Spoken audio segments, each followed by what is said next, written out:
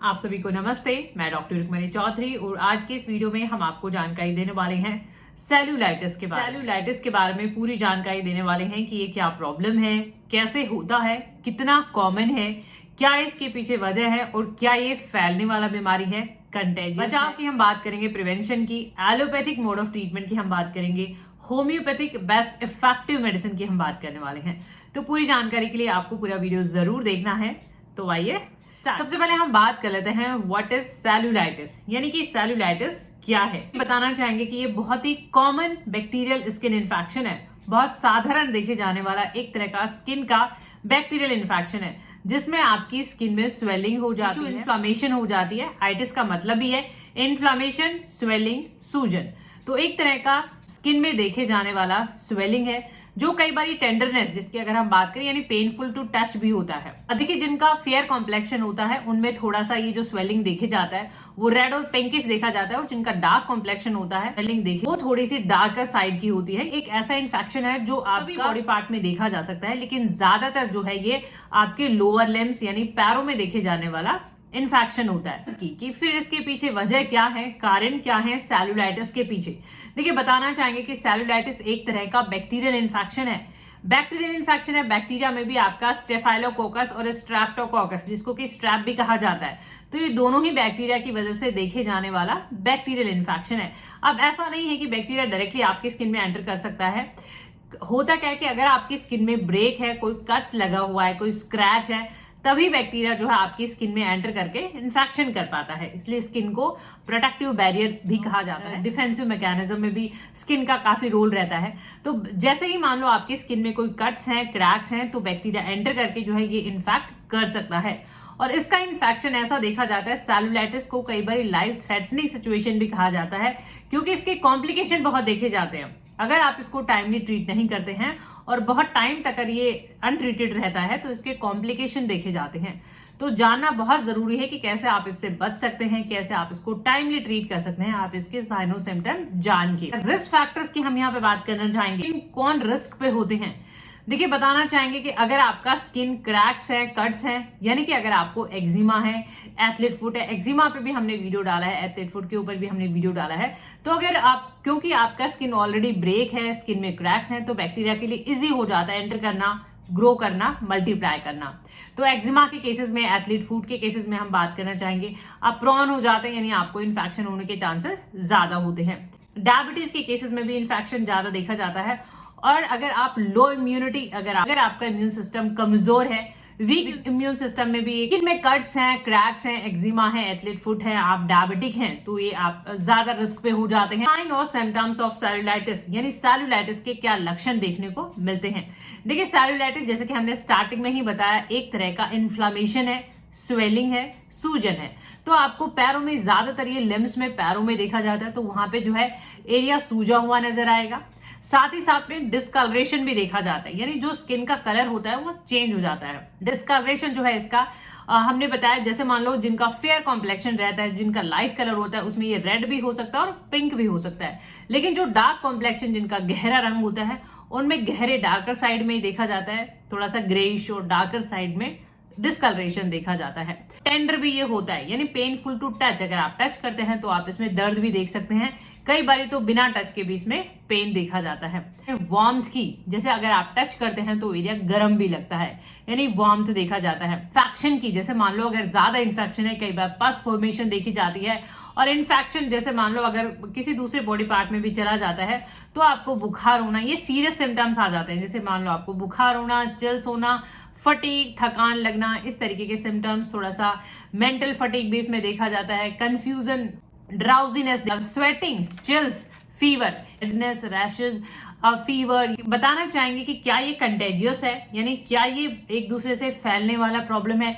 देखिए वैसे तो ये कंटेजियस नहीं रहता है, बट अगर मान लो आपका स्किन ब्रेक है और कोई एक्टिव इन्फेक्शन है, यानी किसी पर्सन को अगर इन्फेक्शन है, एक्टिव है, उसका भी स्किन ब्रेक है, उसको वुंड है, यानी एक्टिव इन्फेक्शन के अगर आप कांटेक्ट में आते हैं तो ये हो जाता है और वो थोड़ा सीरियस भी देखा जाता है। अदरवाइज ये कोई कंटेजियस, ऐसा ज्यादातर ये कंटेजियस नहीं देखा। कॉम्प्लिकेशन की, देखिए सेलुलाइटिस की जब भी बात आती है तो कॉम्प्लिकेशन की जरूर बात आती है कि सेलुलाइटिस की क्योंकि कॉम्प्लिकेशन देखे जाते हैं, तो आपको सेलुलाइटिस को टाइमली ट्रीट करना बहुत जरूरी हो जाता है अपने लक्षण देख के, साइन और सिम्टम्स देख के। अगर कॉम्प्लिकेशन आपने इसको अनट्रीटेड छोड़ देते हैं तो जैसा कि हमने बताया पस फॉर्मेशन है तो वो बाकी बॉडी पार्ट में हो जाता है, जिसको हम सेप्टिसीमिया कहते हैं। कई बार सेप्टिक शॉक भी देखने को मिलता है, कई बार गैंग्रीन हो जाता है, यानी जिस पार्ट में सूजन हुई है वहां के टिश्यू डैमेज हो जाते हैं, डिस्ट्रैक्शन हो जाते हैं और डेथ।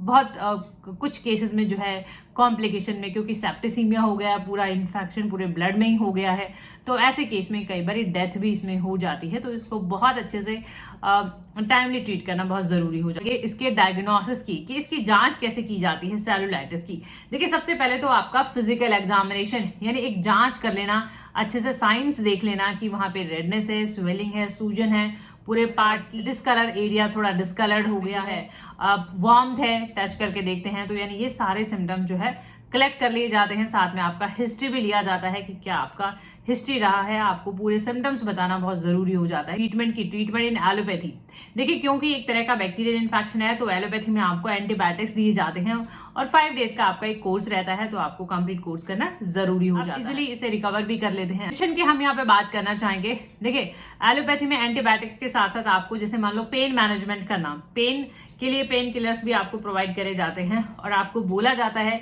कि आप अपने पैर थोड़ा उठा के रखें, एलिवेट करके रखें, तो सूजन स्वेलिंग में जो है आपको राहत मिलेगी अगर आप पैर उठा के रखेंगे। तो आप प्रिवेंशन की अगर हम बात करें, देखिए बचाव की भी बात करना बहुत जरूरी है।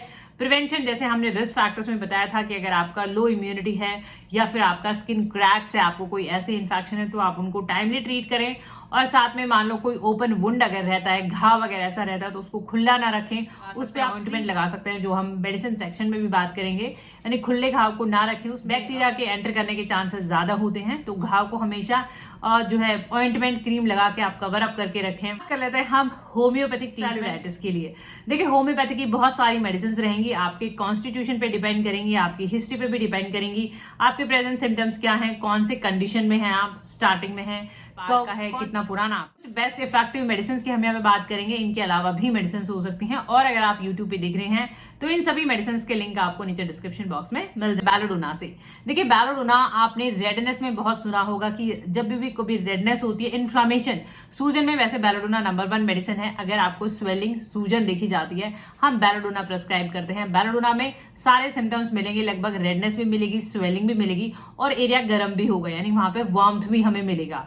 तो आप बैलोडोना देख सकते हैं। इनिशियल स्टेज ऑरल फॉर्म में दवा है, यानी ये मुंह में लेना है, 1-1, 2-2 ड्रॉप्स लेने हैं ड्रॉपर की मदद से 2-3 बार खाने से पहले, और रेगुलरली आप यूज कर सकते हैं दिन में 2-3 बार इस तरीके से। बैलोडोना में पेन जो है अचानक से आते हैं और अचानक से चले जाते हैं, यानी पेन इसके सडनली ही आते हैं और सडनली चले जाते हैं, तो ये बैलोडोना का एक कैरेक्टर होता है। एपिस मेलिफिका स्वेलिंग में आपने बहुत ही सुना होगा। एपिस मेलिफिका जैसे हमने बताया हनी बी से बनती है, इसमें स्वेलिंग में, सूजन में हम ब्लाइंडली कई बार प्रेस्क्राइब कर देते हैं एपिस मेलिफिका, क्योंकि सूजन में काम करती ही करती है।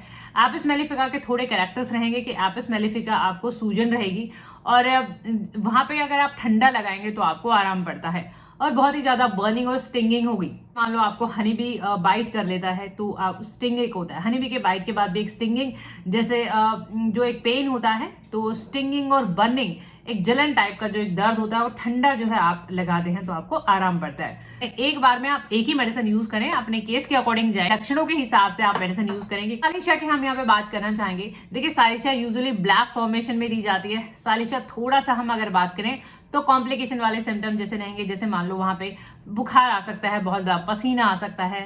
सालिशा में पस फॉर्मेशन भी देखी जाती है, यानी अगर पस भी बन जाता है तो सालिशा आप लें, ये ड्रॉप फॉर्म में है, 1-1, 2-2 बूंदे सुबह दोपहर शाम। सालिशा पेंटार्कन हीलिंग के लिए, ये टिश्यू की हीलिंग को स्टिमुलेट करता है, तो अगर आप गोलियों में लेना चाहें तो आप गोलियों में भी ले सकते हैं, 1-2 गोलियां दिन में 2-3 बार। पाल की हम यहाँ पे बात करना चाहेंगे। देखिए लीडम पाल एक ऐसा दवा है होम्योपैथी का, जो आफ्टर इंसेक्ट बाइट, यानी अगर आपको इंसेक्ट बाइट हुआ है और उसके बाद अगर आपको सेलुलाइटिस हुआ है, बहुत ही ज्यादा इन्फ्लामेशन है, स्वेलिंग है, तो आप ऐसे केस में जो है ledum pal mother tincture calendula mother tincture homeopathy का एंटीसेप्टिक इसको माना जाता है। कैलेंडुला आपने देखा होगा साबुन में मिलाया जाता है। कैलेंडुला की क्रीम्स भी आती है। कैलेंडुला ऑइंटमेंट जैसे एसबीएल का आता है, टोपी हिल स्वाबी होम्योपैथी का आता है।